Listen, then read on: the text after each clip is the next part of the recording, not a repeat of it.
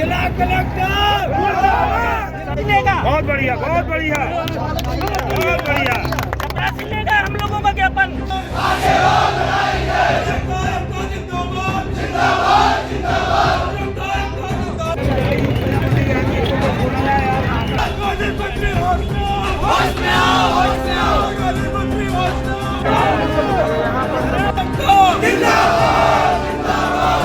Court में कानून, न्याय और लोगों की तमाम बात रखने वाला वकील आज खुद सुरक्षा की मांग कर रहा है।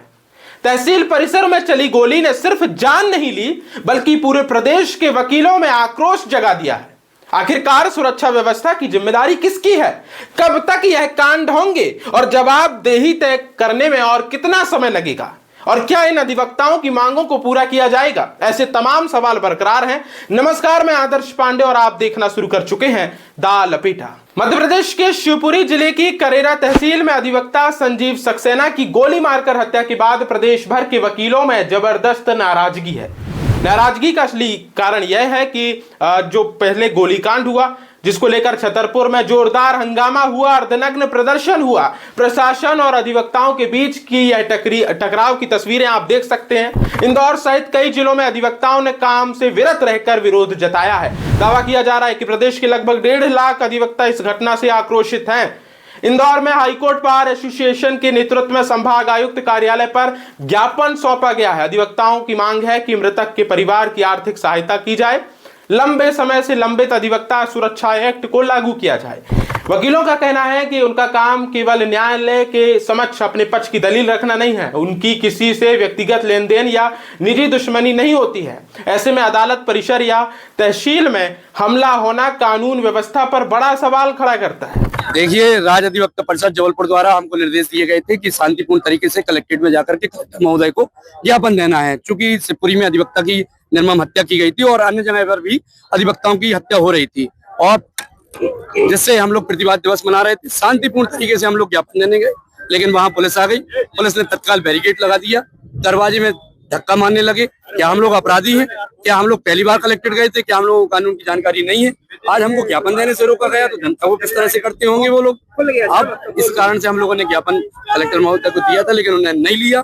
इस कारण से मजबूर होकर के जो कलेक्टर साहब ने हमको उकसाया, मजबूर किया, इस कारण से हमको यहाँ पर बैठना पड़ा।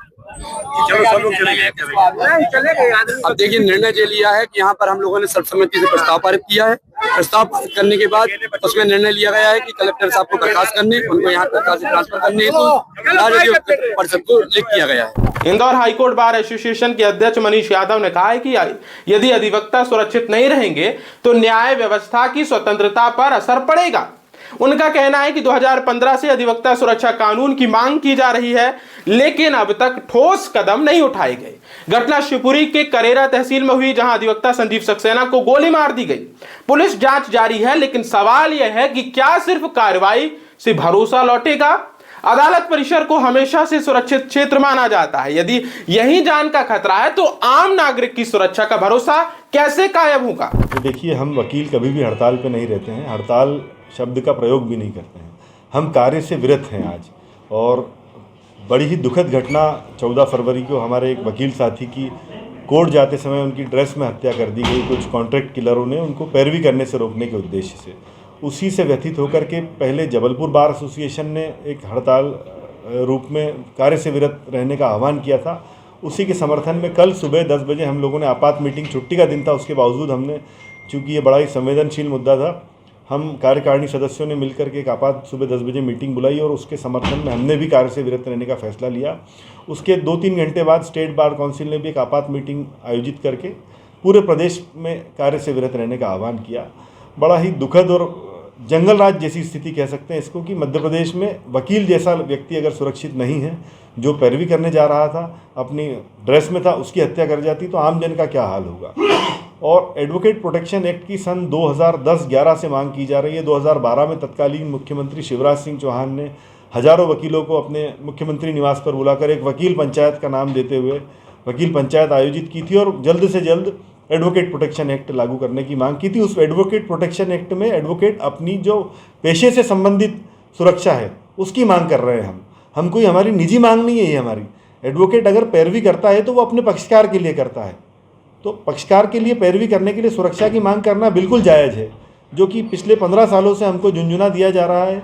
उसी से व्यतीत होकर के आज हमने ये बड़ा संदेश सरकार को देने के लिए मांग करते हुए आज हम कार्य से विरत हैं, ताकि सरकार को संदेश जाए।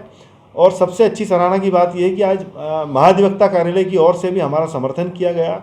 उन्होंने हमसे कहा कि हम भी पैरवी नहीं करेंगे, हमारे लिए बार एसोसिएशन पहले, हमारे लिए अधिवक्ता पहले है, उसके बाद में हम सरकार के लिए। क्या नाम था इनका और कहाँ पर पदस्थ? ये वकील साहब सक्सेना जी संजीव कुमार सक्सेना जी थे, ये सीनियर वकील थे वहाँ के। ये शिवपुरी की करेरा तहसील है, वहाँ पर ये सिविल न्यायालय में प्रैक्टिस करते थे। ये वहाँ का मामला है। पर चूंकि हम सब वकील एकजुट हैं, हम सब वकीलों की एकजुटता हमेशा रहती आई है, हमारी वकील एकता की लोग दाद देते हैं, तो इसलिए हमने विरोध स्वरूप आज लगभग प्रदेश के 1.5 लाख वकील कार्य से विरत हैं। प्रदेश भर में वकील संगठनों ने चेतावनी दी है कि यदि सुरक्षा को लेकर ठोस नीति नहीं बनाई गई तो आंदोलन और तेज होगा। अब देखना होगा कि क्या सरकार अधिवक्ताओं की मांग पर ठोस कानून लाती है और क्या यह मुद्दा फाइलों में या फिर दब जाएगा। आप क्या सोचते हैं, आपकी राय क्या अधिवक्ता सुरक्षा एक्ट को लेकर के आपके विचार क्या है, लपेटा के कमेंट बॉक्स पर जरूर साझा करें।